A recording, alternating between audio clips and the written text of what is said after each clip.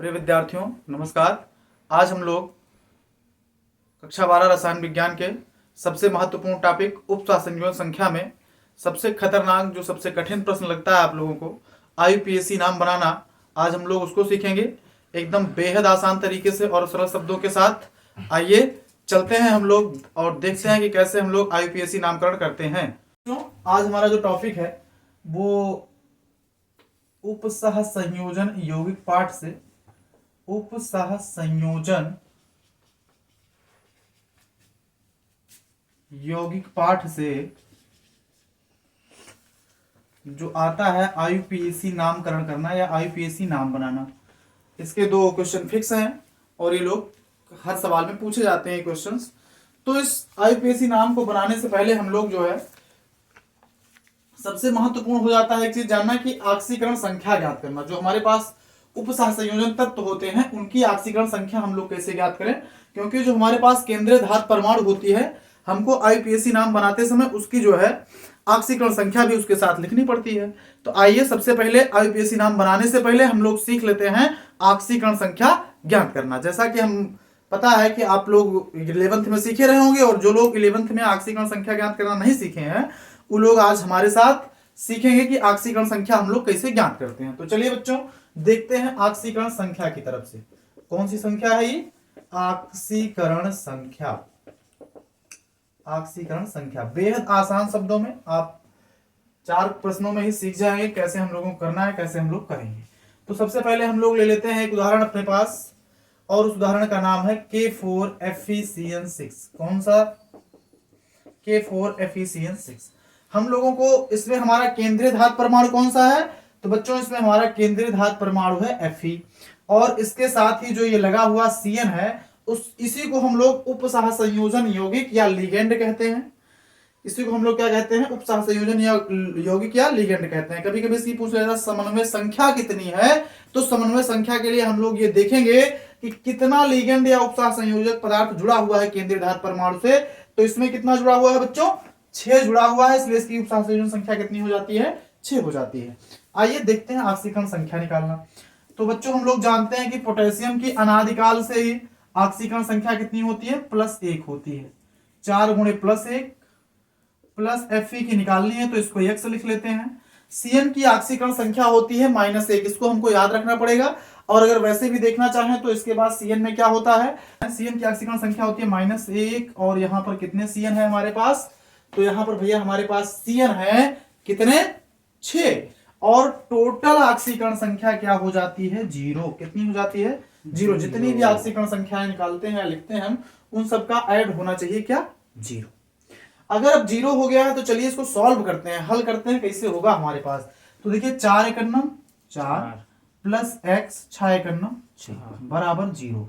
तो -6 में +4 जोड़ेंगे तो हमको मिलेगा x - 2 बराबर 0 के और x बराबर कितना? 2 प्लस इसकी ऑक्सीकरण संख्या यानी K4FeCN6 में Fe की ऑक्सीकरण संख्या हम लोग कितनी मिल गई बच्चों? Fe की ऑक्सीकरण संख्या मिल गई हमको +2। इस तरीके से हम लोगों ने आज जो है K4FeCN6 के सहायता से उपसहसंयोजन यौगिकों की ऑक्सीकरण संख्या ज्ञात करना सीखा है। आइए चलते हैं एक आध दो उदाहरण और ले लेते हैं। आइए दूसरा उदाहरण हम लोग ले लेते हैं इसी के साथ। दूसरा हम अपनी तरफ से लेते हैं। एक उदाहरण हमारे पास है AgCN2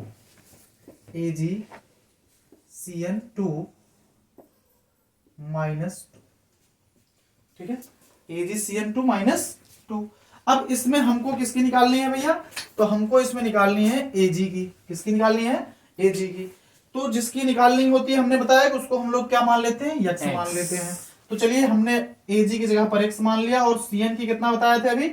-1 होती है। तो 2 गुणे -1 और बराबर टोटल की 0 होनी चाहिए, लेकिन यहां पर जो है 2 दिया है, -2 आवेश दिया है। तो यानी यहां पर हम 0 ना रख करके क्या रखेंगे? -2 रखेंगे। तो चलिए देखते हैं कि Cn की अब क्या हो जाएगी। अब इसको हम लोगों को हल कर लेना है। जैसे इसको हम लोग हल करेंगे हमको क्या मिल जाएगा देख लेते हैं। ये हमारे पास क्या है? 2 × 9 2 यानी -2 बराबर -2। पक्षांतर करेंगे, क्या करेंगे? पक्षांतर कर लेंगे भैया। और जैसे पक्षांतर करेंगे ये क्या हो जाएगा, -2 + 2 कट गया, यानी x बराबर आपको क्या मिला, 0। यानी यहां पर हमको Ag की यानी अर्जेंटम की ऑक्सीकरण संख्या कितनी मिली, 0 मिल गई। कितनी मिल गई बच्चों, 0 मिल गई। हमने 2 उदाहरण लिए हैं। आइए और उदाहरण हम लोग ले लेते हैं और देखते हैं कुछ एक आध 2 उदाहरणों से और ऑक्सीकरण संख्या ज्ञात करना। समझ में आ रहा है भैया? चलिए बहुत बढ़िया है। आपको जहां पर भी इसमें कोई चीज ना समझ में आए उस चीज को आप लोग हमको कमेंट के माध्यम से बताएंगे। और ये बहुत ही महत्वपूर्ण टॉपिक है, पूरे टॉपिक को पढ़ के जाना है, वीडियो को कहीं भी स्किप नहीं करना है, पूरा पूरा वीडियो आपको देखना है यदि आप परीक्षा में अपने अच्छे अंक लाना चाहते हैं और ये चाहते हैं कि आईयूपीएससी नाम बनाने का कोई भी क्वेश्चन आपसे मिस ना हो, तो आपको ये वीडियो पूरा देखना है शुरू से लेकर के अंत तक। हम लोग सीखते हैं। आइए अलग से एक और उदाहरण लेते हैं।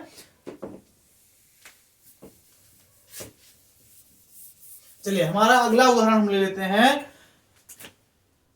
NiCO4। इसमें हम लोगों को निकालनी है किसकी ऑक्सीकरण संख्या, Ni की। तो बच्चों देख लेते हैं हम लोग, Ni की संख्या मान लेते हैं x और CO की होती है 0 बराबर 0। तो ये क्या हो जाएगा बच्चों, 4 × 0 बराबर 0। तो x बराबर कितनी की, 0। यानी इसमें Ni की ऑक्सीकरण संख्या कितनी आ गई हमारे पास, 0 आ गई। आइए चलते हैं अगला उदाहरण लेते हैं।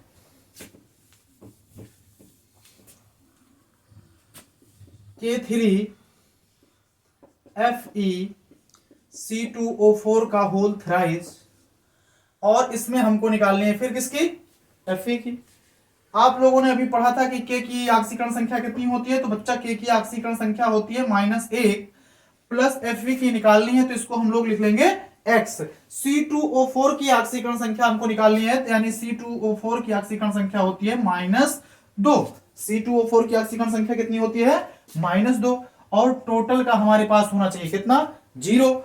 अब टोटल 0 हो गया है तो इसको हम लोग क्या करते हैं, देख लेते हैं कि कैसे आगे हल होगा। 3 × -1 बराबर -3 प्लस x और 3 दूनी 6, -6 बराबर 0 के। इतना हो गया भैया हमारे पास। सॉरी यहां पे +1 होती है, -1 नहीं, सुधार कर लेंगे। तो ये क्या हो गया, अब x और ये जब घटाएंगे जोड़ेंगे तो घट जाएगा, x -3 बराबर 0 और x बराबर हमको क्या मिल गया, +3। यानी यहां पर Fe की ऑक्सीकरण संख्या आपको कितनी मिली, +3 मिल गई। आइए एक उदाहरण और ले लेते हैं, हम कम से कम 5 उदाहरण हम लोगों के पास हो जाए, इससे आपको भी ये नहीं रहेगा कि ऑक्सीकरण संख्या निकालते कैसे हैं, अच्छे तरीके से आप समझ जाएंगे। इसके लिए हम एक उदाहरण और ले लेते हैं। चलिए देख लेते हैं, अगला हमारा उदाहरण है COCl NH3 5 2+। क्या है यहां पर हमारे पास, 2+। चलिए इसकी ऑक्सीकरण संख्या देख लेते हैं कैसे निकलेगी। अच्छा इसमें हमको निकालनी किसकी है, तो भैया हमको इसमें कोबाल्ट की निकालनी है, तो जिसकी निकालनी होती है हमने कहा उसकी x मान लीजिए। Cl की क्या होती है, ये भी -1 होती है, प्लस NH3, कितना NH3 है, 5 NH3 है। NH3 की ऑक्सीकरण संख्या भैया 0 होती है, और बराबर यहाँ आवेश दिया रहेगा तो यहाँ 0 ना लिख करके हम उस आवेश को लिख लेंगे। आवेश हमारे पास है कितना, +2। आइए सॉल्व कर लेते हैं। x -1 + 5 यानी 5 × 0 बराबर 0, और बराबर भैया यहाँ पर क्या है हमारे पास, 2 है। पक्षांतर करेंगे ये इधर आएगा, क्या कर लेंगे, पक्षांतर कर लेंगे। जब ये इधर आएगा तो माइनस है तो प्लस हो जाएगा। x बराबर 2 × 1 यानी x बराबर कितने के भैया, 3 के। हमने देखा कि CO की ऑक्सीकरण संख्या क्या हो गई, +3 हो गई। हम आशा करते हैं कि आप लोग ऑक्सीकरण संख्या निकालना सीख चुके होंगे। यदि वीडियो पसंद आ रहा है तो वीडियो को लाइक करिए और चैनल को सब्सक्राइब करिए तथा वीडियो को अपने मित्रों में शेयर करिए, इतना काम करना है। आइए अब चलते हैं हम आईपीएससी नाम बनाने की तरफ, उसके नियमों को देख लेते हैं। आइए हम लोग चलते हैं आईपीएससी नाम बनाने की तरफ और देखते हैं सबसे पहला इसका रूल क्या है। तो भैया इसका पहला नियम ये कहता है कि सबसे पहले धनायन का नाम, किसका नाम लिखना है हमको, सबसे पहले धनायन का नाम,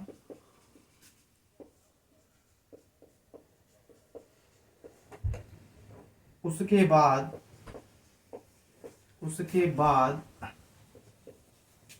ऋणायन का नाम,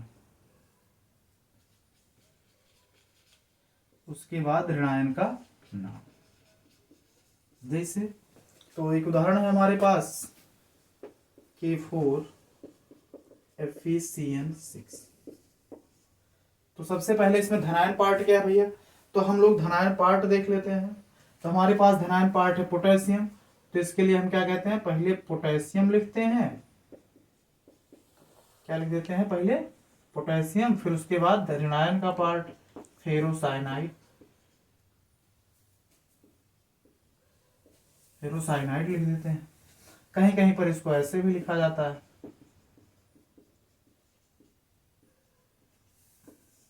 तो आपको जो सही लगेगा वो आप लोग लिख लीजिएगा। शब्दों की त्रुटियां हो सकती हैं इधर उधर, मात्रा की कुछ, उस पर ध्यान नहीं देना है हमको। हमारा पूरा जो कर्तव्य है वो है कि आप लोग इसको बनाना कैसे सीखेंगे उसको देखना है। तो हमने बताया कि पहला नियम क्या होता है कि इसमें सबसे पहले धनायन का नाम लिखते हैं, फिर उसके बाद ऋणायन का नाम लिख लेते हैं। तो हमारे पास धनायन भाग, इसका धनात्मक भाग कौन सा है, 4K+ है, तथा FeCN6 4- हो जाता है। अगर इसको हम लोग ऐसे तोड़ें तो इसको ऐसे लिखते हैं 4K+ प्लस FeCN6 4-, ये होता है हमारा पार्ट। अब इसमें हम लोग देख ले रहे हैं कि हमारे ऋणायन भाग यानी फेरोसाइनाइड, धनायन भाग ये है, तो इसलिए हमने सबसे पहले किसको लिखा है, सबसे पहले धनात्मक भाग को यानी पोटेशियम को लिख लिया है, उसके बाद ऋणात्मक भाग फेरोसाइनाइड लिख लिया है। आइए बढ़ते हैं दूसरे नियम पे। दूसरा नियम हमारा कहता है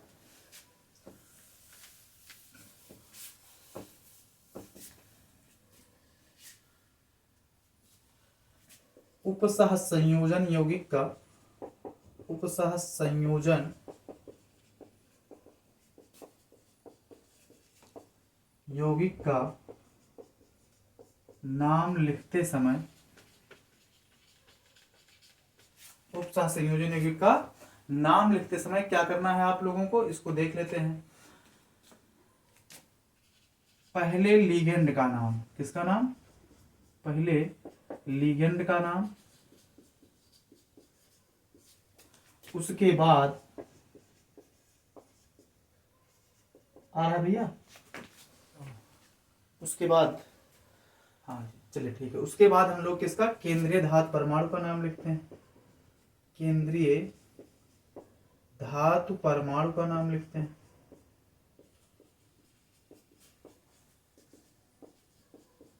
केंद्रीय धातु परमाणु का नाम लिखते हैं। किसी उपसह संयोजन यौगिक का नाम लिखते समय सबसे पहले हम लोग क्या करते हैं, लिगेंड का नाम लिखते हैं, उसके बाद फिर किसका नाम लिखते हैं, केंद्रीय धातु परमाणु का नाम लिखते हैं। आइए इसका अगला नियम देख लेते हैं। दूसरा नियम था हमारे पास, तीसरा नियम। अब उसने यहाँ पर लिगेंड की बात कर ली है तो हम लोग देख लेते हैं लिगेंडों का नामकरण कैसे करेंगे। तो आइए समझते हैं लिगेंडों के नामकरण के पीछे की जो ट्रिक है या विधि है उसको। तो चलिए लिगेंड का नामकरण कैसे होगा ये देखते हैं। लिगेंड का नामकरण कैसे करना है इसके बारे में जान लेते हैं हम लोग। तो भैया सबसे पहले पहला पॉइंट इसमें ये है कि ऋणात्मक लिगेंड, उदासीन लिगेंड, सबसे पहले कौन सा, उदासीन लिगेंड हो, उदासीन लिगेंड उनके साधारण नाम, उदासीन लिगेंड को उनके साधारण नाम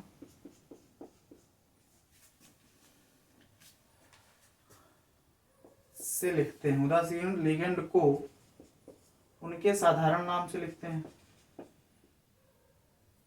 साधारण से नाम नहीं, साधारण नाम से लिखते हैं, नाम से लिखते हैं। उदासीन लिगेंड को किसके नाम से, उनके साधारण नाम से लिख लेते हैं। कुछ उदासीन लिगेंडों के नाम हम लोग लिख लेते हैं, विशेष नाम जिनके होते हैं। तो चलिए देखते हैं किसका किसका विशेष नाम होता है।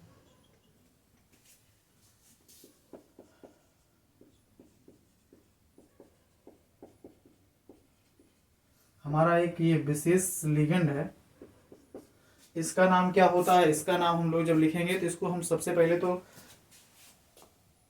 प्रदर्शित करते हैं इससे, किससे प्रदर्शित कर देते हैं, EN से प्रदर्शित करते हैं। भैया EN से प्रदर्शित करते हैं तो इसका मतलब क्या है, एथिलीन डाइएमीन। EN2 नहीं, सिर्फ EN से एथिलीन डाई एमीन कहते हैं इसको हम लोग, एथिलीन डाई एमीन इसका नाम हो जाता है, इसका एथिलीन डाई एमीन नाम हो जाता है। दूसरा लिगेंड हमारे पास पिरिडीन हो जाता है, दूसरा नाम क्या हो जाता है, पिरिडीन C2H5N, इसको हम लोग क्या कहते हैं, पिरिडीन कहते हैं, पिरिडीन कहते हैं। और लिखते कैसे हैं, किस संकेत से, कहीं कहीं पर ये आपको मिल जाएगा, PH3 है, इसको हम लोग फास्फीन कह देते हैं, ये भी हमारा एक उदासीन लिगेंड है। एक चौथा लिगेंड है हमारे पास,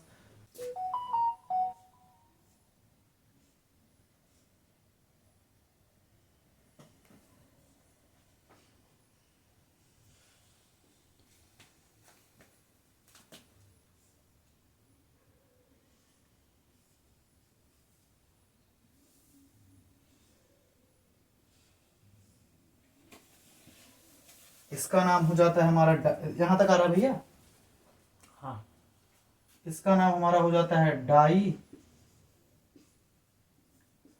पिरिडाइल, इसका नाम क्या हो जाता है, डाई पिरिडाइल। शॉर्टकट में हम इसको लोग डिप्पी कह देते हैं, कौन सा कह देते हैं, डिप्पी कह देते हैं। ये हमारा क्या हो गया, चौथा हो गया। आइए पांचवा देख लेते हैं, एक ठो और होता है हमारे पास विशेष, जिसका नाम हम लोग लिखना रहता है उदासीन लिगेंडों में, तो पांचवा वाला भी देख लेते हैं।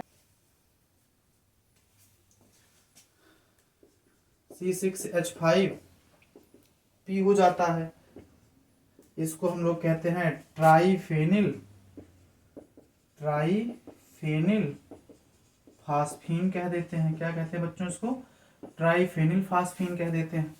इस प्रकार हमने उदासीन लिगेंडों में, मतलब जो उदासीन लिगेंड थे उनके नामकरण में जो विशेष लिगेंड के नाम आते थे उन लोगों को देख लिया है। आइए चलते हैं हम लोग इसके बाद लिगेंडों के नामकरण में ऋणात्मक लिगेंड की तरफ। अगर ऋणात्मक लिगेंड हो तो उसको कैसे क्या कहते हैं, तो बच्चा देख लेते हैं इसको भी।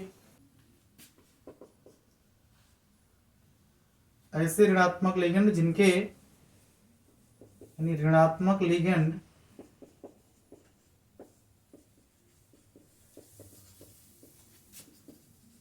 जिनके अंत में आइड आता है, अंतिम का ई हटाकर ओ जोड़ देते हैं, ओ जोड़ देते हैं, क्या जोड़ देते हैं, ओ जोड़ देते हैं। और हटाना क्या है हमको, आइड का ई हटा देना है। दूसरा, ऐसे ही ऋणात्मक लिगेंड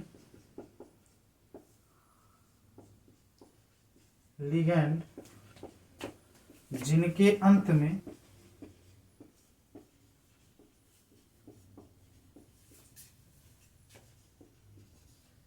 आइट, ऋणात्मक लिगेंड जिनके अंत में आइट और एट आता है, आइट या क्या आ जाए, एट आता है, उनका ई हटा करके, अंतिम का ये ई हटा करके हम लोगों को क्या जोड़ना है, ओ जोड़ देते हैं। क्या क्या जोड़ना है, ओ जोड़ देते हैं। तो चलिए इन दोनों के अंतर्गत कितने आते हैं, इन लोगों को हम लोग देख लेते हैं। इनके अंतर्गत कितने आते हैं उनको देख लेते हैं। तो पहले वाले को देख लेते हैं भैया, एक सारणी बना लेंगे क्या क्या पहले वाले के अंतर्गत आता है हमारे पास। तो सारणी में हम लोग देख लेते हैं, फ्लोरीन, क्लोरीन, ब्रोमीन, आयोडीन, इतने तो हमारे ऋण विद्युतीय तत्व पहले से हैं, हम लोग पहले से जानते हैं। 2004 में IUPAC ने इनके नाम, पहले हम लोग क्लोरोफ्लोरो लिखते थे, लेकिन IUPAC ने इनके नाम बदल दिए। उसने क्या कर दिया है, अब जो हमारा नया नाम होता है इनका, वो होता है क्लोराइडो हो जा, सॉरी, फ्लोरीन है तो इसका नाम क्या हो जाएगा, फ्लोराइडो हो जाएगा। क्लोरीन है तो इसका क्लोराइडो हो जाएगा। क्लोराइड के अंत के आइड का ओ हटा दे, आई ई हटा करके ओ जोड़ दिया जा रहा है। ब्रोमीन है तो इसका ब्रोमाइडो हो जाएगा, ब्रोमाइडो हो जाएगा भैया। आयोडीन है तो इसका आयो,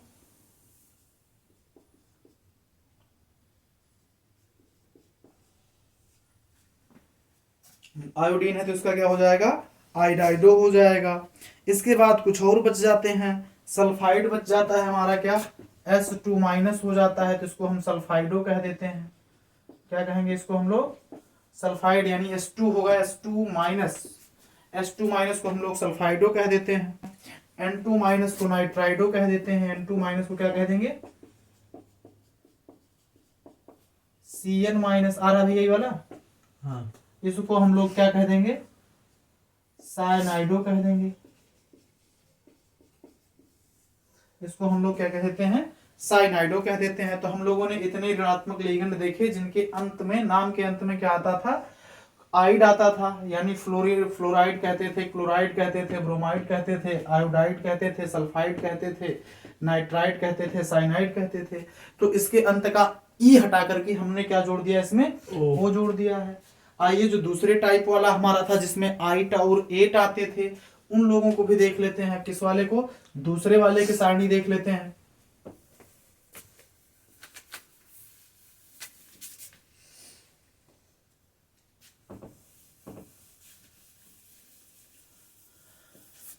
दूसरे वाले की सारणी में चलते हैं हम लोग।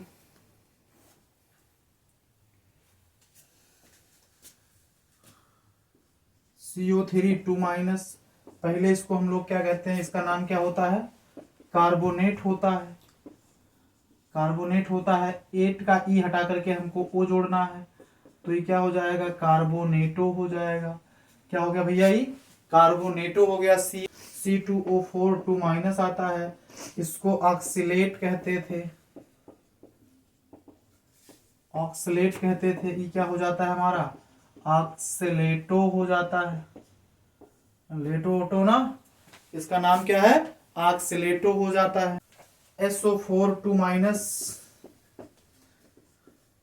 ये क्या है, सल्फेट था, और ये क्या हो जाता है, फेटो सल्फेटो हो जाता है।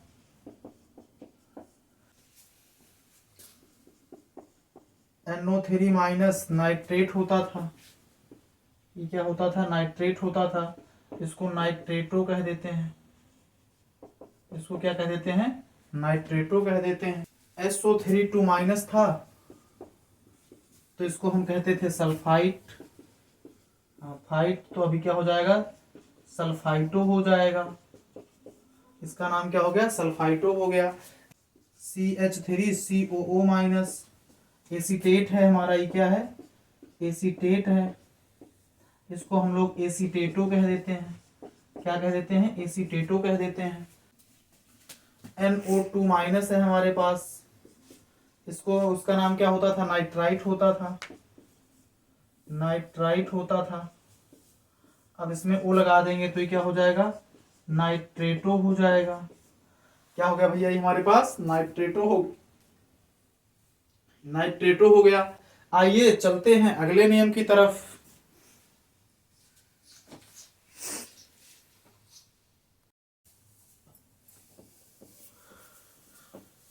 हमारा अगला नियम हो जाता है, इसमें जो भी होगा नंबरिंग आप लोग कर लीजिएगा, हम लोग अगला लिख दे रहे हैं।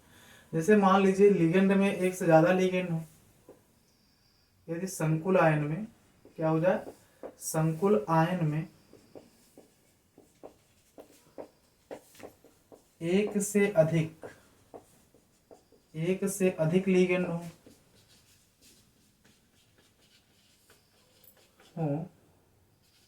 तो उन्हें अंग्रेजी वर्णमाला के आधार पर, अंग्रेजी वर्णमाला के आधार पर व्यवस्थित कर लेते हैं।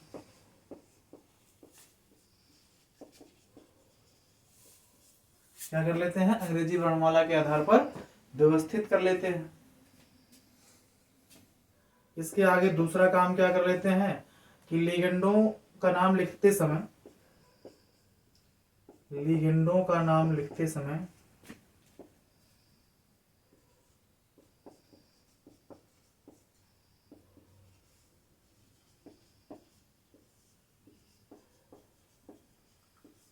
लिगेंडों का नाम लिखते समय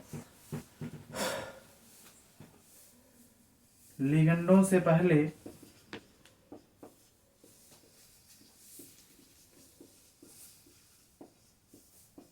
उनकी संख्या लिख लेते हैं।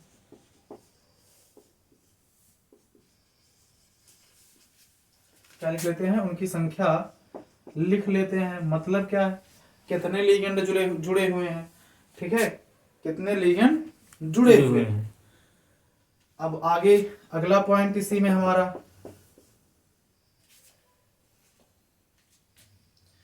उदासीन संकुल हो, अगर हमारे पास क्या हो? उदासीन संकुल हो। उदासीन संकुल में केंद्रीय धातु परमाणु में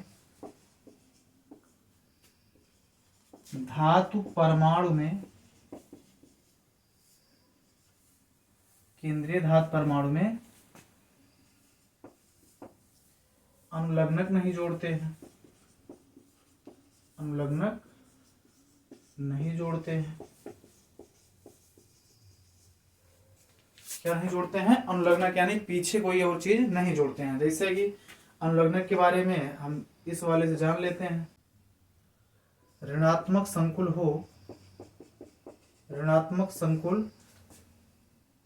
हो तो केंद्रीय धातु परमाणु में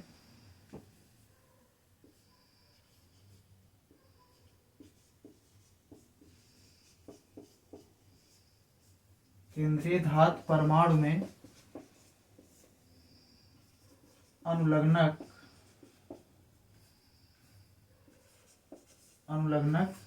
8 जोड़ लेते हैं। क्या जोड़ लेते हैं? अनुलग्नक 8 जोड़ देते हैं।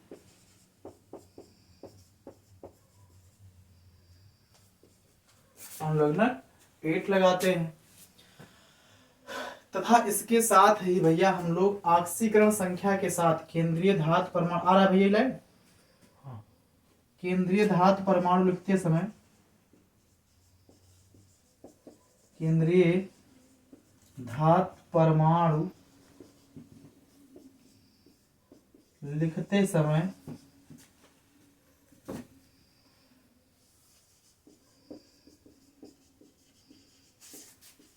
उसकी ऑक्सीकरण संख्या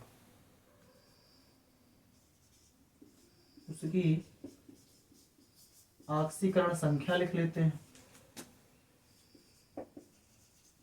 संख्या लिखते हैं।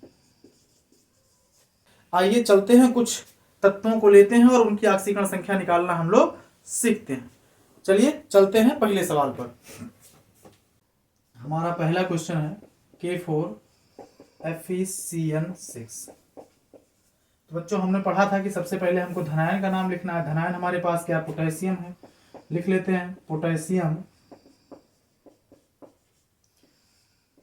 फिर हमने पढ़ा था कि जो हमारे पास उपसह संयोजन है संकुल यौगिक हो, उसकी लिगेंडों की संख्या लिख लेते हैं। तो लिगेंडों की संख्या कितनी? अच्छा है। तो 6 को हम कहते हैं हेक्सा। क्या कह देते हैं? हेक्सा कह देते हैं। CN ग्रुप के बारे में भी हमने पढ़ा था कि हमारे जो IUPAC है उसने 2004 में कह दिया था कि अगर ऋणात्मक है तो उसमें साइनाइड यानी ई के स्थान पर O जोड़ देना है। तो इसका नाम क्या हो जाएगा? साइनाइडो हो जाएगा। हेक्सा साइनाइडो। सबसे पहले हम लोग संकुल लिखते हैं, फिर उसके बाद केंद्रीय धातु परमाणु लिखते हैं। साइनाइडो हो गया। फेरस में हमने पढ़ा था अगर ऋणात्मक संकुल हो जाए तो ऋणात्मक संकुल हो तो उसके साथ हम लोग क्या कर देते हैं? 8 जोड़ देते हैं। तो फेरस से क्या हो गया? फेरट हो गया। ऑक्सीकरण संख्या इसकी लिखनी है, उसके साथ कितनी है ऑक्सीकरण संख्या? +2 है। कैसे +2 है इसको एक बार देख लेते हैं। K4FeCN6 में इसकी K की ऑक्सीकरण संख्या होती है +1। Fe की निकालना है। X हो गया प्लस CN की हम लोग पढ़े ही थे, कितनी होती है? -1 होती है। टोटल 0 होना चाहिए। यहाँ पे आ गया 4 के नम 4 प्लस x -6 बराबर 0, यानी x -2 बराबर 0। तो x बराबर कितने? 2 आ गया भैया। इस तरीके से इसके जो हमारा केंद्रीय धातु परमाणु था फेरट या फेरस, उसकी ऑक्सीकरण संख्या भी हमने लिख ली। इस प्रकार से ये इसका क्या हो गया? IUPAC नाम हो गया। आइए चलते हैं दूसरे सवाल की तरफ। आज हम लोग इसके अंतर्गत जबरदस्त एकदम बोर्ड में हर बार पूछे जाने वाले सवालों का अध्ययन करेंगे। इसके बाहर आपको आईयूपीएसी नाम में कुछ भी नहीं मिलना है, और अगर कुछ भी मिलता है तो आप लोग उसका नामकरण कर ले जाएंगे। ये हमारा एकदम पक्का वादा है आपके साथ, आपको, और एकदम गारंटेड मान लीजिए। यदि आपने इस क्लास को पूरे अच्छे ढंग से मन से लिया है तो, और वीडियो को पूरा देखेंगे, आईयूपीएसी नामकरण सीखने के लिए आपको वीडियो को पूरा पूरा देखना है।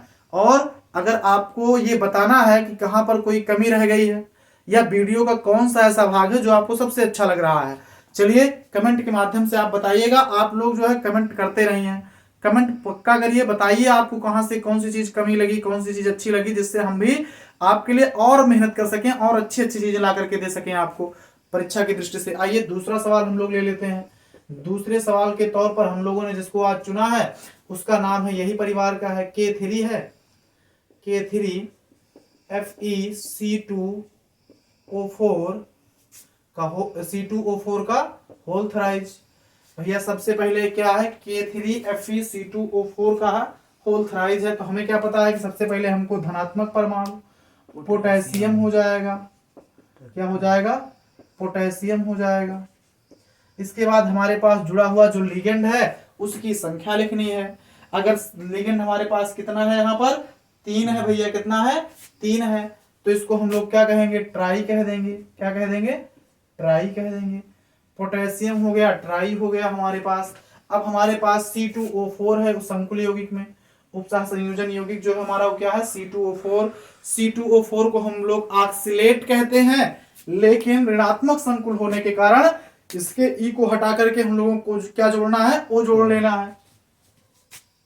तो ये क्या हो जाएगा, ऑक्सलेटो, ऑक्सलेटो हो जाएगा भैया। क्या हो जाएगा हमारे पास ही, ऑक्सलेटो हो जाएगा। अच्छा, अब इसके बाद हमारे पास क्या है, केंद्रीय धातु परमाणु हमारी Fe, तो इसको हमें क्या लिखना है, फेरट लिखना है। क्या लिखना है भैया, फेरट, फेरट लिखेंगे। इसके साथ इसकी ऑक्सीकरण संख्या कितनी हो जाएगी, तो 3 हो जाएगी। कितनी हो जाएगी हमारे पास इसकी ऑक्सीकरण संख्या, 3 हो जाएगी। हम इसकी आपको ऑक्सीकरण संख्या निकाल के दिखा दे रहे हैं। 3 गुणे 1 धन x प्लस 3 गुणे माइनस 2 भैया बराबर 0 के। 3 धन x माइनस 6 बराबर 0 के, तो x माइनस 3 बराबर भैया 0 के, तो x बराबर प्लस 3 हो गया। इसकी ऑक्सीकरण संख्या, इसलिए यहाँ पर हमने माइनस प्लस 3 ये ऑक्सीकरण संख्या लिख दी है, 3 हो गई। ठीक है, आइए चलते हैं अगले सवाल पर। हमारा तीसरे नंबर का सवाल देखते हैं क्या होगा। जितने भी प्रश्न आपको बताए जा रहे हैं बोर्ड परीक्षा की दृष्टि से बहुत महत्वपूर्ण है, बोर्ड परीक्षा में लगभग कई बार पूछे हुए जा चुके। चलिए चलते हैं तीसरे सवाल की तरफ अपने। तीसरा सवाल भैया, जो तीसरा सवाल है हमारा वो है K3 COC2O4, K3 COC2O4 का होल थराइज। ये हो जाता है, इसका नाम हमको लिखना है बच्चा। कैसे लिखेंगे हम लोग, तो देखिए हमने कहा था सबसे पहले केंद्रीय धनात्मक यौगिक को लिखना है। धनात्मक भाग इसका ये है, तो इसको हम कह देंगे क्या, वही पोटेशियम।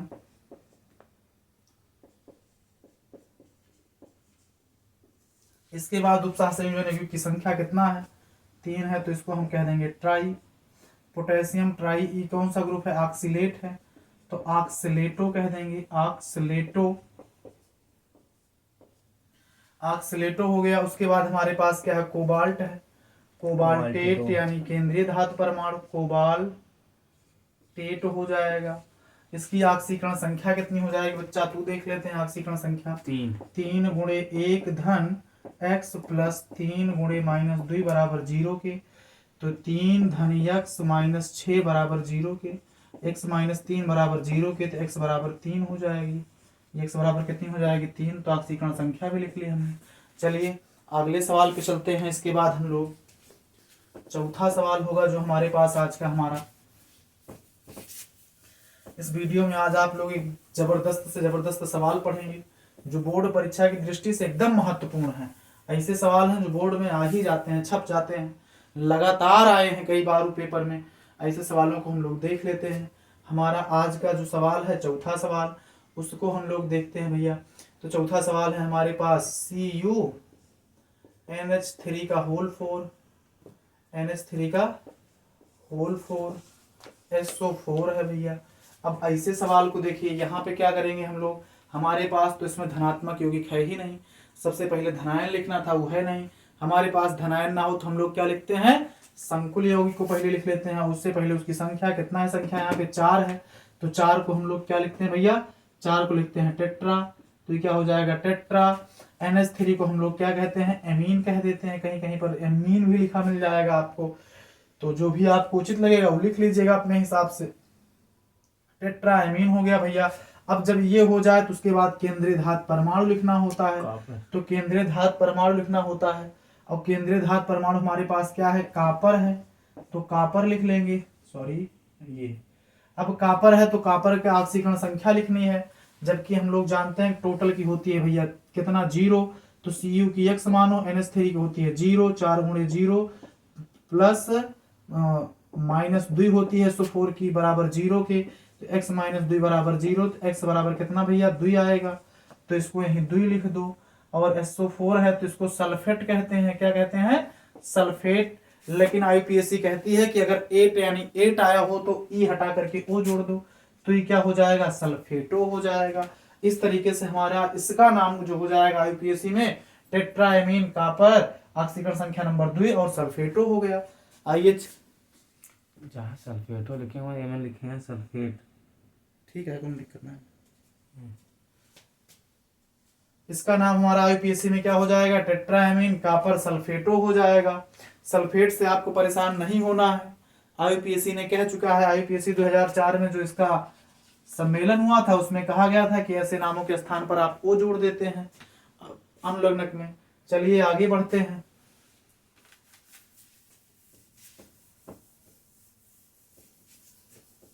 और अगले सवाल पे चलते हैं। हमारा 5वां सवाल है। 5वां सवाल क्या है हमारे पास भैया, FeH2O होल 6Cl3। हमारे पास क्या है, ये है। हमने आपसे कहा कि अगर आपको धनायन ना हो तो सबसे पहले किसका नाम लिखना है, इसका नाम लिखना है। कैट हुआ भैया, छा है तो छा को हम लोग कहते हैं हेक्सा, छा को क्या कह देते हैं, हेक्सा कह देते हैं भैया। अब हेक्सा कहे हैं तो हेक्सा के आगे बढ़ लेते हैं, और क्या कहेंगे उसको, हेक्सा एक्वा, हेक्सा एक्वा कह देंगे। बहुत बढ़िया पंडित जी, हेक्सा एक्वा हो गया, यानी H2O हो तो एक्वा जोड़ देते हैं। अब इसके बाद हमारे पास Fe है, तो Fe को हम क्या कह देते हैं, फेरट कह देते हैं। क्या कह देते हैं, फेरट। ऑक्सीकरण संख्या भी इसकी हमको लिखनी है, ये हो जाएगी। अब क्लोरीन है तो हम क्या कह देंगे, ट्राई क्लोराइडो हो जाएगा, क्लोराइडो। यानी हमारा इसका जो नामकरण हुआ वो हमारा इसका नामकरण क्या हो गया भैया, इसका हमारे पास नामकरण हुआ हेक्सा एक्वा फेरस 3 क्लोराइडो। ट्राई क्लोराइडो चाहे कह दो चाहे क्लोराइडो कह दो, 3 क्लोराइड है तो क्लोराइडो हमने ट्राई लगा दिया है, आप क्लोराइडो भी कह सकते हैं। ठीक है, इस प्रकार से इसका ये नाम हो गया। ट्राई हटा दीजिए तो क्या हो गया, क्लोराइडो हो गया, हेक्सा एक्वा फेरस ट्राई क्लोराइडो। आइए बढ़ते हैं अगले सवाल पर।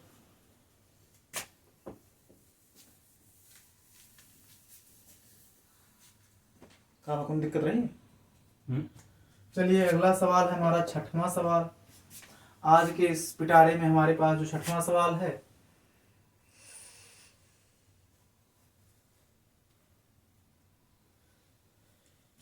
हमारा 6वां सवाल K3Cr C2O4 का होल थराइज है भैया। चलिए अब हमारे पास इसका नाम हमको लिखना है, तो हम यहाँ पर हमको धनात्मक परमाणु मिल गया है, तो इसको हम लिख देंगे पोटेशियम। क्या नाम कर देंगे इसका, पोटेशियम हो गया भैया। पोटेशियम के बाद इसको लिखना है, कितना है, तो ट्राई है, ट्राई ऑक्सीलेटो। क्या लिखना है इसको, ऑक्सीलेटो हो जाएगा, ट्राई ऑक्सीलेटो, ट्राई ऑक्सीलेटो। अब इसकी हमको क्रोमियम की ऑक्सीकरण संख्या पता नहीं है, और पता नहीं है तो आप निकाल सकते हैं। 3 इसकी 6 इसकी 6 - 3 यानी +3 आ जाएगी। तो ये क्या है हमारे पास, Cr है, तो इसको हम लोग क्या कह देंगे, क्रोमियम। क्रोमियम हो जाएगा, ऑक्सीकरण संख्या इसकी 3। बस हमारे पास इसका नामकरण क्या हो गया, potassium trioxalato, potassium trioxalato chromium third हो गया भैया हमारे पास, क्या हो गया, पोटेशियम ट्राईऑक्सिलेटो क्रोमियम थर्ड हो गया। या क्रोमियम की जगह पे आप क्रोमेट कर दीजिए, क्रोमियम नहीं होगा, यहाँ पे क्या करना है, 8 जोड़ देना है, तो सुधार कर लेंगे इसको, क्रोमेट हो जाएगा। यानी हमारे पास इसका नाम क्या हुआ, पोटेशियम ट्राईऑक्सिलेटो क्रोमेट हो गया। क्रोमियम लिख उठा था बाई मिस्टेक, क्योंकि 8 जोड़ना था, ये क्रोमेट हो जाएगा। आइए चलते हैं अगले सवाल पर, हमारा 7वां सवाल है आज का इसका। हमारे पास इसका क्या, कौन सा सवाल है यार, 7वां सवाल भैया। 7वें सवाल के तौर पर हम लेते हैं जिसको, उसका नाम हमारे पास होता है K3CONO2 का होल 6। इसका हमको नामकरण करना है। हमने बताया था जो हमारा आईपीएससी का नामकरण का सिस्टम है, उसमें सबसे पहले धनात्मक भाग को लिखते हैं। धनात्मक भाग हमारे पास क्या है, पोटेशियम है। धनात्मक भाग हमारे पास क्या है भैया, पोटेशियम। तो पोटेशियम का नामकरण क्या हो जाएगा, तो सबसे पहले पोटेशियम ही होगा, पोटेशियम हो गया। उपसह संयोजन यौगिक है हमारे पास। संख्या कितनी है इसकी, तो भैया इसकी संख्या है 6। और जब संख्या 6 हो तो हम लोग इसको क्या लिख देते हैं, हेक्सा लिखते हैं, पोटेशियम हेक्सा।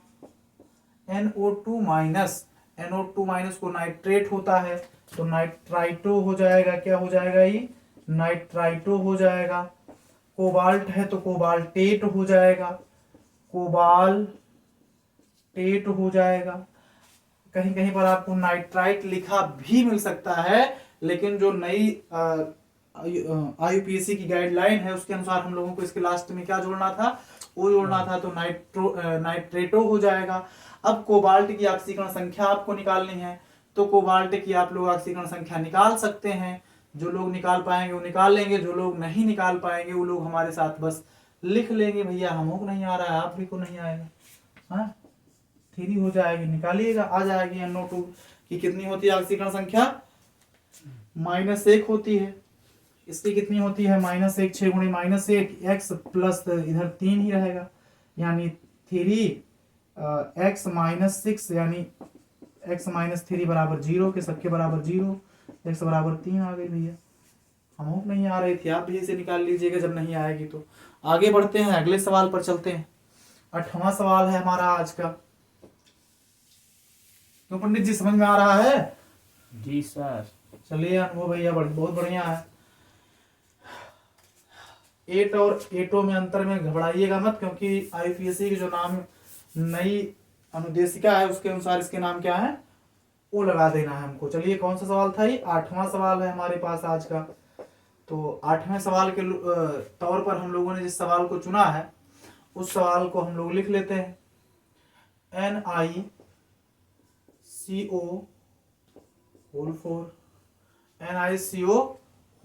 को हम लोगों ने चुन लिया है भैया। इसका नामकरण क्या हो जाएगा NiCO4 का, तो अब आप देख रहे हैं सबसे पहले उपसर्ग संयोजन यौगिक है तो इसको लिख लेंगे। इसकी संख्या कितना, टेट्रा। कोबाल्ट है, ठीक है, टेट्रा कोबाल्ट। अब कोबाल्ट है तो इसमें जोड़ना क्या है, 8 जोड़ देना है, टेट्रा कोबाल्ट हो जाएगा। टेट्रा कोबाल्ट है किसी, अच्छा सॉरी CO भैया, CO है, छोटा लेटर का नहीं है, क्या हो जाएगा, टेट्रा हो जाएगा। CO है तो कार्बोनिल हो जाएगा ना, कार्बोनिल हो जाएगा, CO कार्बोनिल हो जाएगा, टेट्रा कार्बोनिल निकलेट हो जाएगा, निकलेट। ऑक्सीकरण संख्या इसकी 0 होती है, इसका नामकरण क्या हो जाएगा, टेट्रा कार्बोनिल निकलेट हो जाएगा भैया। क्या हो जाएगा, निकलेट हो जाएगा, निकल के। हाँ। आइए चलते हैं अगले सवाल पर। हमारा आज का 9वां सवाल है, जो हमारा क्या है आज का 9वां सवाल है। 9वें सवाल के तौर पर हम लोगों ने लिया है K3CrCN6 को, K3CrCN6 को। K3CrCN6 में पहले क्या है हमारे पास, तो इसको हम ले लेंगे पोटेशियम हो जाएगा, पोटेशियम। 6 है, CN6 है, तो इसको क्या कह हेक्सा। देंगे? हेक्सा कह देंगे भैया, बहुत बढ़िया। हेक्सा साइनाइडो क्या हो जाएगा? Hexacyanido. Hexacyanido chromate. Chromate हो जाएगा। क्रोमियम नहीं, क्रोमेट हो जाएगा। पिछली बार लिख उठा था हमसे, क्रोमियम हो गया था वो। अब इस क्रोमियम पर ऑक्सीकरण संख्या कितनी होगी, इसको 3। निकालने के लिए, जिनको हमको नहीं आता है, आपको भी नहीं आएगा, तो इसे लगा लीजिएगा। वैसे होती कितनी है? 3। अनुभव भैया ने बता दिया है कि 3 होती है। कितनी होती है? 3 होती है। आप लोग निकाल लीजिएगा। चलिए चलते हैं आगे अगले सवाल पर। आपको एक वीडियो समझ में आ रहा हो या सवाल समझ में आ रहे हैं तो वीडियो को लाइक भी कर सकते हैं, शेयर भी कर सकते हैं, इसके लिए आप एकदम फ्री हैं। लेकिन आपको अगर वीडियो पूरा देख के जाना है, इसके लिए आप फ्री नहीं हैं। पूरा देख के जाइए, क्योंकि अगर पूरा देख के जाएंगे तो बोर्ड परीक्षा में आने वाले सभी प्रश्नों को आप हल कर पाएंगे, और हल कर पाएंगे तो नंबर अच्छे मिल जाएंगे, और नंबर अच्छे मिल जाएंगे, घर वाले एकदम खुश हो जाएंगे, आप भी खुश हो जाएंगे, हैं, घर वाले और 2-4 लड्डू खिला देंगे, हैं। तो इसलिए आपको वीडियो पूरा देख के जाना है, जिससे IUPAC के एक भी सवाल आपसे छूटे नहीं, क्योंकि ये सवाल देख करके बच्चे डर जाते हैं। आपको डरना नहीं है, क्योंकि आपने इसको बढ़िया से पढ़ रखा है, और जब पढ़ रखे हैं तब डर काहेगा। चलिए अगला सवाल चलते हैं भैया। 9वां सवाल था ना पंडित जी? चलिए 10वें सवाल की तरफ चले चलते हैं। 10वां सवाल हो गया? 9वां था, 10वां था? 10वां है। चलिए ठीक है भैया, 10वां है। तो हम लोग चलते हैं अगले सवाल की तरफ। जो अगला सवाल है हमारा 10वें के रूप में, वो है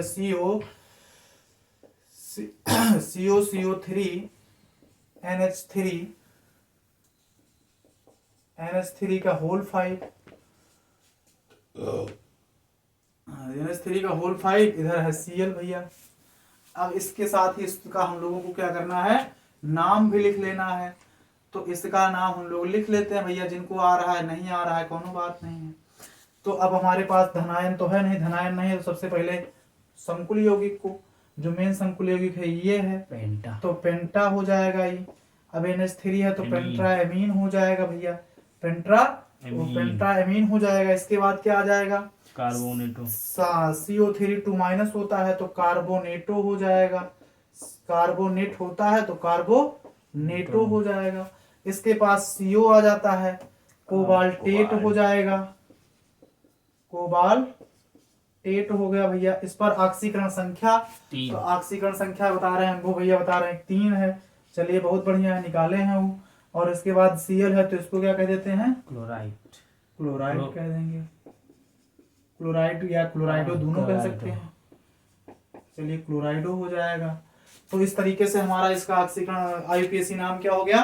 पेंटाएमीन कार्बोनेटो कोबाल्टेट क्लोराइडो। ये क्या हो गया? इसका नामकरण हो गया IUPAC में। आइए चलते हैं भैया 11वें सवाल की तरफ, जो हमारी तरफ से आज का आपके लिए 11वां सवाल है। एकदम जबरदस्त सवालों की श्रृंखला लेके आए हैं आपके लिए। बोर्ड पेपर में इससे बाहर एक को सवाल आपसे IUPAC में पूछा ही नहीं जाएगा। चलिए देख लेते हैं। CONH3 होल 5 Cl CH3 का होल 5 Cl2 है हमारे पास भैया। तो चलिए ऐसे सवालों का नामकरण हम लोग कैसे करेंगे? ऐसे सवालों का नामकरण करने के लिए हमारे पास कोनो जुगाड़ है? तो सबसे पहला जुगाड़ वही है कि 5 है तो पेंटा लिख लो, एमीन है तो एमीन लिख लो भैया। 5 है तो पेंटा, एमीन है तो एमीन। क्या है हमारे पास? कोबाल्ट है। क्या है हमारे पास? कोबाल्ट है, तो कोबाल्ट को भी लिखिए। कोबाल्ट को हम क्या लिखेंगे? कोबाल्टेट लिखेंगे। कोबाल्ट को क्या लिखेंगे? कोबाल्टेट लिख लेंगे। अब इसके बाद और कोनो चीज बच रहा है, अब बच रहा है तो उसका नाम भी लिखना पड़ेगा हमको।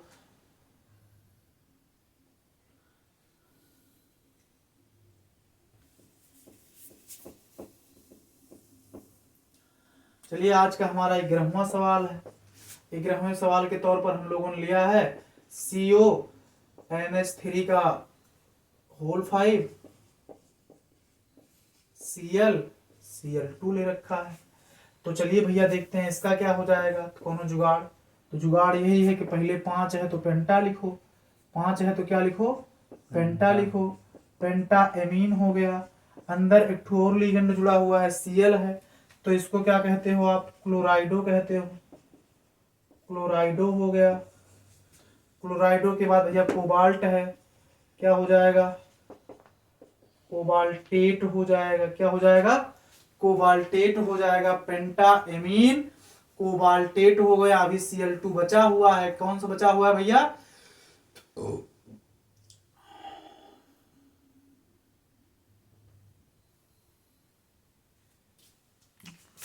बस कोबाल्ट हो गया। ये यही के अनुसार इसका नामकरण पूरा हो गया।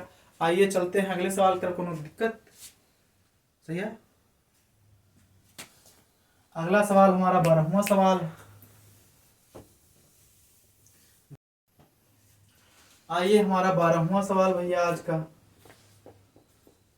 12वां सवाल। 12वें सवाल के तौर पर हम लोगों ने लिया है PT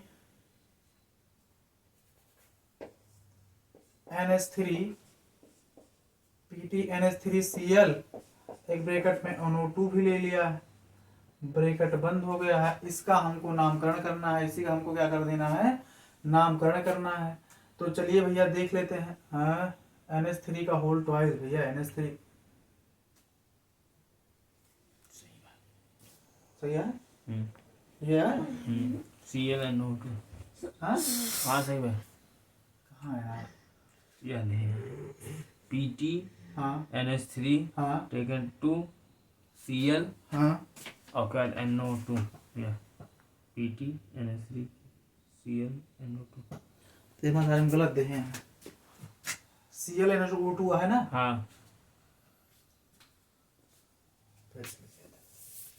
तो वही ना, एक चीज से लागत रहा कौन ना, रहा? जो एक पहले वाला रहा, जो जहाँ 5 आप बोल रहे हैं हाँ वहीं 6 ही मैंने लिखा है।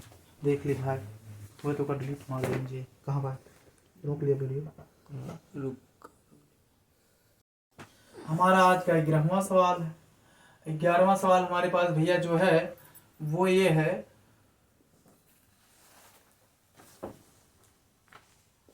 CO NH3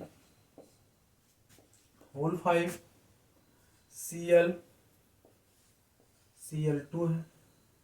हमारे पास क्या है, NH3 का होल 5 Cl2 है। चलिए देख लेते हैं इसका नाम क्या होगा। तो NH3 है तो पहले 5 है तो पेंटा हो जाएगा, NH3 है तो एमीन कह देंगे। इसके बाद क्या है, क्लोरीन है, कैट हुआ भैया, क्लोरीन है तो क्लोराइडो हो जाएगा, क्लोराइडो हो गया। कोबाल्ट है, CO है, तो इसको हमको क्या कह देना है, कोबाल्टेट कह देना है। कितनी ऑक्सीकरण संख्या हो जाएगी, -2 और -1 -3, यानी कोबाल्ट की ऑक्सीकरण संख्या +3 हो जाएगी। इसका नामकरण क्या हो जाएगा, पेंटाएमीन क्लोराइडो कोबाल्टेट, ऑक्सीकरण संख्या इसकी 3 हो गई। आइए चलते हैं अगले सवाल पर, जो हमारा आज का 12वां सवाल है। 12वें सवाल को देख लेते हैं। किस लाख करा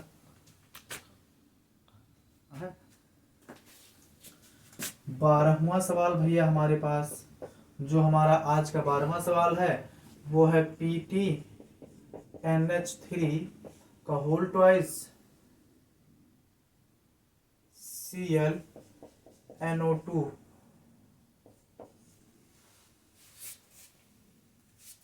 है। चलिए देखते हैं इसका नामकरण क्या हो जाएगा। तो डाई 2 है तो डाई बताइएगा पंडित जी क्या हो जाएगा, डाईमीन 2 यानी डाई अमीन। आगे क्लोराइडो हो जाएगा। चलिए आराम से भाई, क्लोराइडो हो गया। और इसके बाद अब क्या हो जाना है, NO2 है हमारे पास। NO2 को हम लोग क्या कह देते हैं, प्लेटिनम। NO2 नहीं लिखा जाएगा,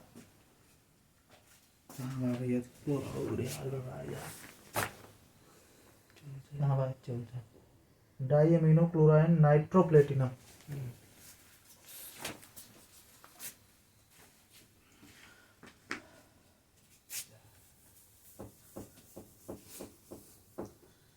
चलिए भैया हमारे पास 12वां नंबर है। 12वें नंबर का सवाल जो है हमारे पास वो है PT NH3 का होल ट्वाइस Cl NO2 है भैया, Cl NO2 है। इसका नाम हमको लिखना है, ये क्या है, PT है, क्या है हमारे पास भैया, PT है।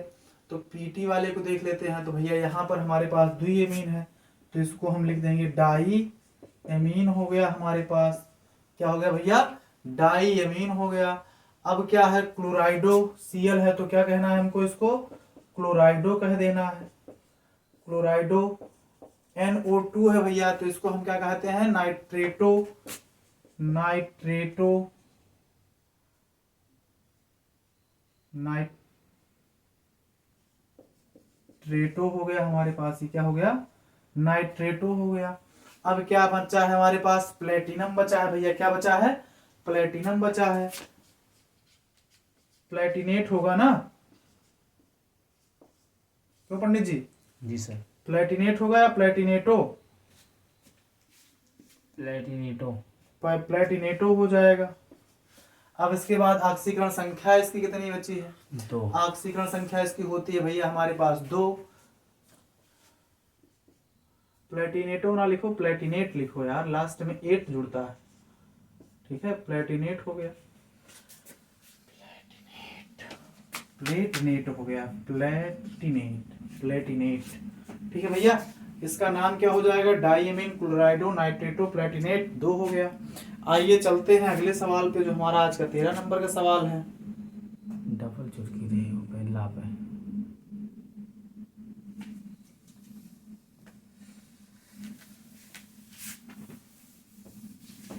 IPS या सही सीधे मिट गया भाई, बेचारा करने में कर दी।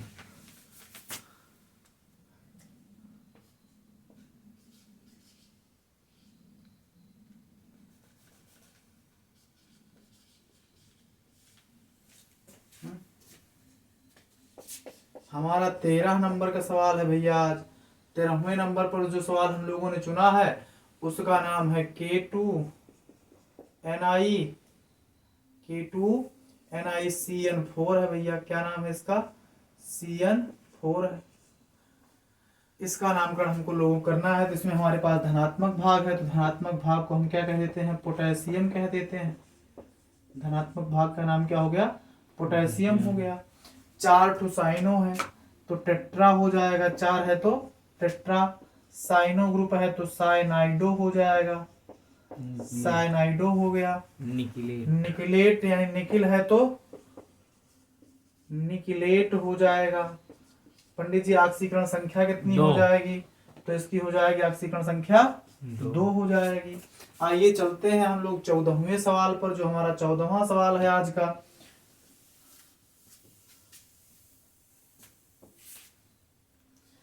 14वां सवाल भैया हमारे पास आ रहा है, कट तो नहीं रहा? चलिए 14वां सवाल जो हम लोगों ने लिया है उसको देख लेते हैं। उसका नाम क्या है भैया? उसका नाम है हमारे पास Cu। सही से लिखाओ भैया। Cu NH3 का होल 4 SO4 है भैया। इसका नाम क्या है हमारे पास? NH3 का होल 4 SO4 है। तो 4 ठो हमारे पास एमीन है, तो हम पहले तो इसका ही नाम लिखेंगे, टेट्राएमीन। टेट्राएमीन। अब हमारे पास भैया क्या है? Cu है। अब Cu को लिखना है तो इसको लिख देंगे हम लोग कॉपर लिख देंगे। ऑक्सीकरण संख्या कितनी हो जाएगी इसकी? तो इसकी ऑक्सीकरण संख्या 2 हो जाएगी, क्योंकि यहाँ पर SO4 जुड़ा है। अब सल्फेट है तो इसको क्या कहेंगे? सल्फेटो। क्या कह देंगे? सल्फेटो। सल्फेटो। IUPAC नाम क्या हो गया? टेट्राएमीन कॉपर 2 सल्फेटो हो गया। आइए चलते हैं हम लोग 15वें सवाल पर आज के अपने। कौन से सवाल पर? 15वें सवाल पर चले चलते हैं। और जो हमारा 15वां सवाल है वो भी बोर्ड परीक्षा की दृष्टि से बहुत महत्वपूर्ण है। तो 15वां सवाल हमारी तरफ से आपके लिए K2ZnOH का होल 4 है भैया। क्या है? OH का होल 4 है।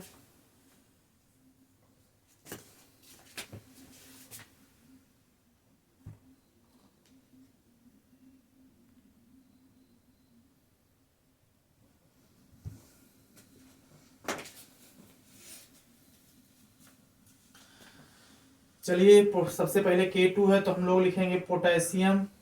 क्या लिख देंगे भैया? पोटेशियम हो जाएगा। उसके बाद OH जुड़ा हुआ है हमारे पास। क्या जुड़ा हुआ है? OH। तो इसको हम क्या कहेंगे? 4 ठो है तो टेट्रा। Tetra potassium tetra. अब क्या है? हाइड्रॉक्सी। तो ये क्या हो जाएगा, हाइड्रॉक्सिल ग्रुप है तो हाइड्रॉक्सो हो जाएगा।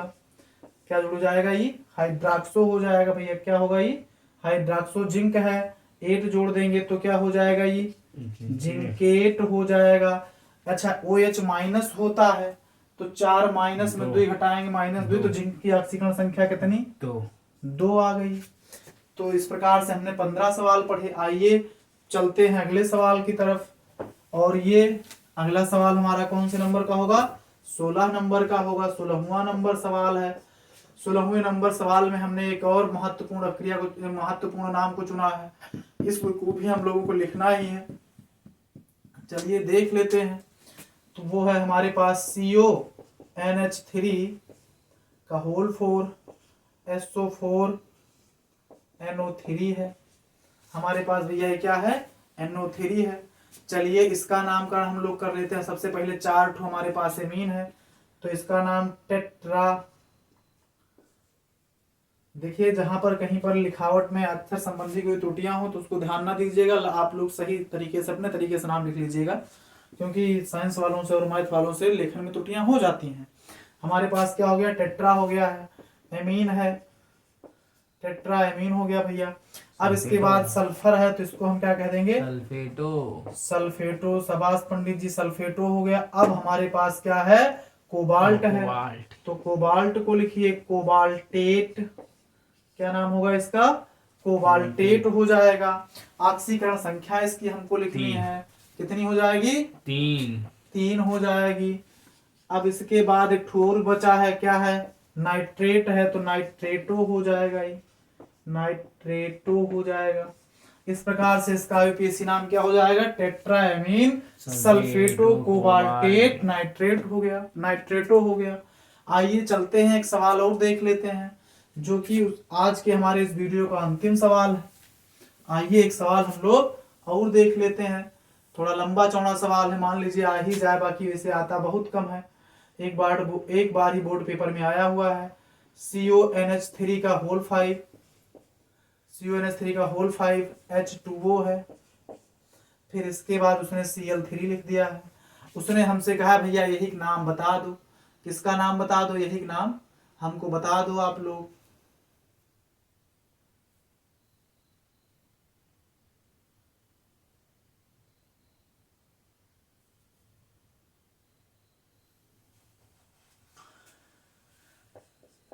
ये हमारा 17वां सवाल है। इसका नाम बताना है तो 5 ठो एमीन है तो इसको हम क्या कह देंगे, पेंटा कह देंगे। पेंटा एमीन हो गया भैया। H2O है तो H2O को हम लोग क्या कहते हैं, तो एक्वा कहते हैं। क्या कहते हैं, एक्वा कह देते हैं।